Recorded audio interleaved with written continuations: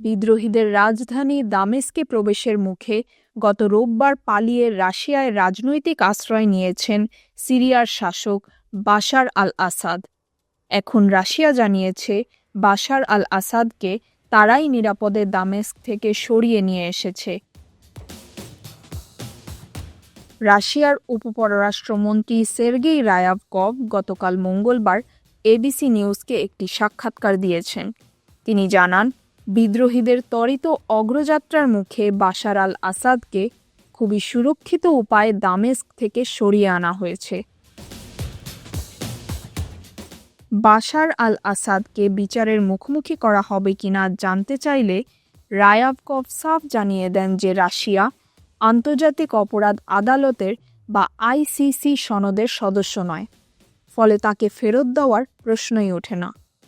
রোববার পালিয়ে যাওয়ার পর বাশার আল আসাদের গন্তব্য নিয়ে দীর্ঘ সময় কোনো তথ্য পাওয়া যায়নি। পরবর্তী সময়ে রাশিয়া জানায়, বাশার আল আসাদ প্রেসিডেন্ট পদ থেকে পদত্যাগ করে রাশিয়ায় চলে এসেছেন। আসাদ পরিবার আগে থেকেই রাশিয়ার মস্কোতে অবস্থান করছিল। রাশিয়া জানিয়েছে, বাশার আল আসাদ ও তার পরিবারের সদস্যদের রাজনৈতিক আশ্রয় দেওয়া হয়েছে।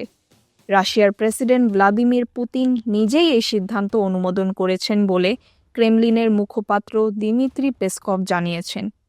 তবে বাশার আল আসাদ বর্তমানে কোথায় আছেন সে বিষয়ে কোনো তথ্য প্রকাশ করা হয়নি। সিরিয়ায় গত রোববার বাশার আল আসাদের সরকারের পতন ঘটে। বিদ্রোহী যোদ্ধাদের মাত্র 12 দিনের অভিযানে ওই দিন ভোরের দিকে ঘনিষ্ঠ মিত্রদেশ রাশিয়ায় পালিয়ে যান তিনি।